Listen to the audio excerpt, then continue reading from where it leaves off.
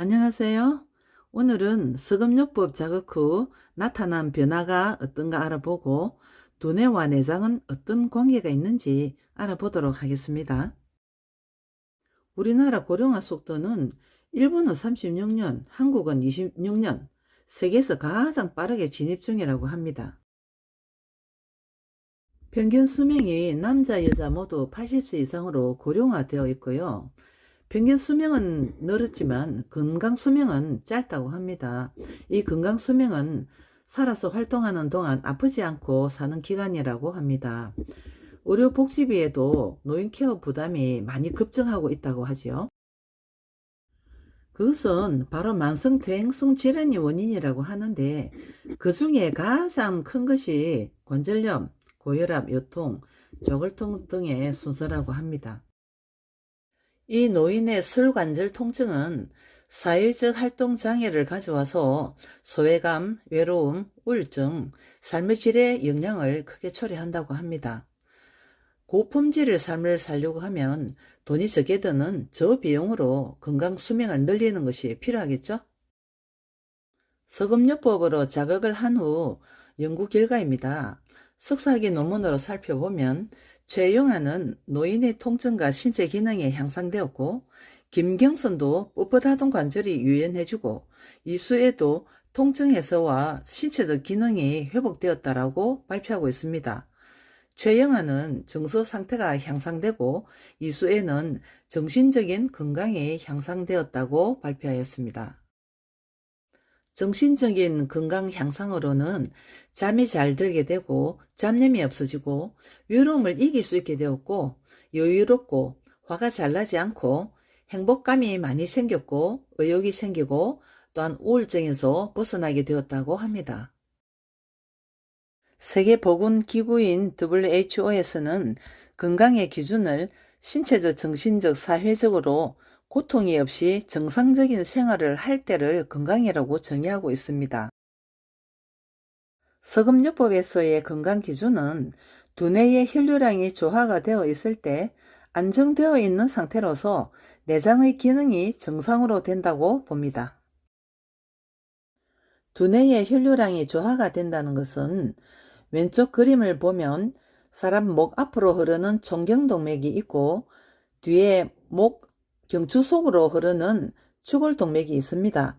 총경동맥과 추골동맥의 혈류량이 동등하게 흐르게 될 때를 건강한 상태라고 말하고 음양맥진상으로는 병인지맥이라고 말을 합니다. 그러나 추골동맥은 손으로 진단을 할 수가 없습니다. 오른쪽 그림을 보면 추골동맥 아래쪽으로 팔 엄지손가락 쪽으로 요골동맥이 흐릅니다. 이 요골동맥은 추골동맥과 똑같은 혈류량이 흐릅니다. 그러므로 요골동맥의 총구맥 위치를 진단하여 추골동맥의 혈류량을 알 수가 있습니다. 진단하는 방법은 오른손 엄지손가락으로 부돌맥의 위치를 잡고 왼손 2지, 3지, 4지로 요골동맥의 총구맥 위치에 손가락을 얹어서 두 맥의 흐름을 비교하는 방법이 바로 음양맥진법입니다. 부돌맥의 위치는 E8번이고 총구맥이 나타나는 위치는 I2번입니다. 자, 그러면 석음요법에서 본 질병이란 무엇인가? 육장음에는 간심, 심포, 비폐, 신장이 있고 육부양에는 담, 소장, 삼초, 위, 대장, 방광이 있는데 심포, 삼초는 실제로 존재하는 장기는 아니지만 기능이 있기 때문에 심포, 삼초를 넣어서 육장육부로 보고 있습니다. 우리 석음의학에서는 이 장부를 대립론으로 주장을 하고 있습니다. 대립론은 바로 시소 관계인데요. 예를 들면 장과 부는 시소에 평형하게 있을 때는 건강한 상태를 말하고 이 시소가 좌우로 기울어질 때는 질병이 있는 상태로 말을 하고 있습니다.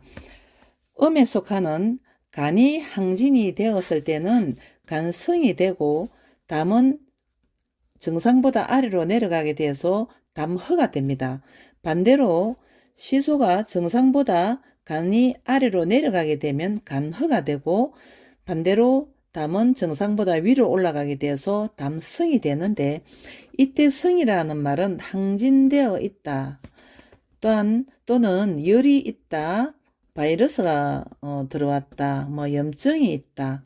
또는 그 기능이 정상보다 위로 올라가 있다라는 뜻으로 성이라고 합니다. 반대로 허는 기능이 떨어져 있다, 허약하다, 뭐 이런 뜻으로 나타내고요. 한 장기가 위로 올라가면 반대되는 장기는 반드시 내려가게 됩니다. 간성이면 담어이고 간의면 담성인데, 이러한 대립론을 서금요법에서는 주장을 하고 있는데요. 동양의학에서는 장부론을 주장을 하고 있습니다. 예를 들면 음양장부는 같이 위로 올라가거나 아니면 같이 아래로 내려가거나, 이게 바로 장부론입니다. 박균 부산 의학전문대학원 전의 교수님께서는 중국에 방문을 하셨을 때 중의학자들에게 음양관계를 어떻게 생각하느냐고 질문을 하셨대요. 그분들이 똑같이 음과 양의 장부는 똑같이 위로 올라가든지 아니면 똑같이 내려가든지, 한 장기는 가만히 있고 다른 장기가 위로 갔다가 가든지 내려가든지 이렇게 움직이는 장부론에 대해서 설명을 하였다고 합니다. 그러나 우리 서금요법에서는 이 음양관계를 가지고 질병을 치료를 하게 되는데, 좀 더 예를 들면 비장과 위를 좀 우리가 대표로 시소 위에 세워서 한번 생각을 해보면, 같은 이 비위가 병이 나도 여러 가지 증상이 나타나게 되는데, 한번 예를 들어보면 비위가 평행선상에 있을 때는 건강하겠죠. 소화도 잘 되고 건강한데, 비장의 시소가 위로 올라가게 되면 비성의 상태가 되고, 위는 허 상태가 위허 상태가 됩니다. 반대로 비장은 내려가고 위장이 올라가게 되면 비장은 비허가 되고 위장은 위성 상태가 되죠. 이럴 때 이 네 개가 다 다른 증상을 나타낸다는 겁니다. 비가 성할 때는 비만이나 당뇨의 그러한 증상을 나타내고요. 반대되는 위허에서는 대식증 같은 그런 증상이 나타납니다. 비성은 입맛이 참 많이 돌아서 자꾸 돌아서고 나면 먹고 싶고 하는 그런 증상이 바로 비성인데, 대식증은 한 자리에서 많이 먹게 되는 게 위허의 증상입니다. 그래서 비성과 위허라도 두 개 다 나타나는 것이 아니라 비성만 나타날 때도 있고 위허만 나타날 때도 있습니다. 반대로 비허가 될 때는 허약체질 또는 입맛이 없고 기운이 없고 늘 이제 팔다리가 축 잘 처지고 이러한 상태가 비허의 상태가 되고, 어린아이들에게 많이 볼 수 있는 상태고요. 비허위성의 상태는 우리 모든 사람에게 많이 나타나고 있는 그런 상태입니다. 반대로 이제 비허가 되면 위성이 되어서 위성의 상태가 될 때는 위염이나 위궤양이나 극심한 소화불량이나 속쓰림이나 등등 이러한 위에 좀 좋지 않은 많은 어떤 확실한 상태가 오는 것이 위성의 상태가 됩니다. 말하자면 비위가 평행선상에 있을 때는 소화가 잘 되다가 비허위성이 되어버리면 소화가 안 되거나 아니면 속이 쓰리거나 등등의 여러 가지 이런 문제도 나타나고, 또 허약 체질도 나타나고, 비허위성이라고 해서 두 개 다 나타나는 것이 아니라 비허 증상만 나타나기도 하고요. 어떤 데는 또 위성의 증상만 나타나기도 합니다. 또 비성위허가 되면 막 입맛이 땡겨가지고 막 먹고 싶으면서 비만과 당뇨도 있고 또 비만만 있을 수도 있고 그런 상태가 되기도 하고, 또 위허 증상이 오면서 대식증이 오기도 하고, 그래서 비위가 시소가 틀어지게 되면 어떻게 기울어지느냐에 따라서 네 가지 증상이 다 나타난다는 거죠. 그래서 우리 십사기맥학에서는 성이 될 때는 시소의 정상까지 내려주는 방법을 제법이라고 합니다.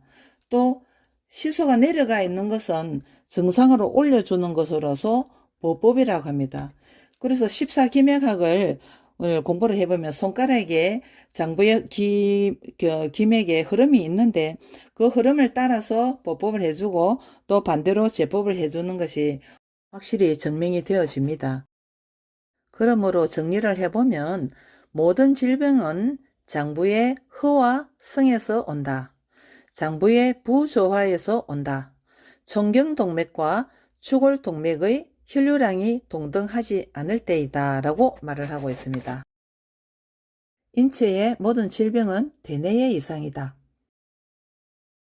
대뇌의 기능을 조절시키게 되면 인체 스스로가 치료하는 자연 치료력이 생긴다고 하는데 이것은 바로 청경동맥과 추골동맥의 혈류량을 동등하게 해주면 병인지맥이 되어서 질병이 낫게 된다는 것입니다. 자, 그러면 지금까지 서금요법을 자극해서 노인들에게 일어나는 변화를 통해 연구 결과를 알아봤고요. 그리고 인체와 내장의 질병이 오는 것이 두뇌와 어떤 관계가 있는지 알아보았습니다. 다음 시간에는 수지침 서금요법으로 자극한 후에 열화상의 변화가 어떻게 나타나는지도 알아보고 우리 서금요법의 기본 이론에 대해서도 알아보도록 하겠습니다. 시청해 주셔서 감사합니다.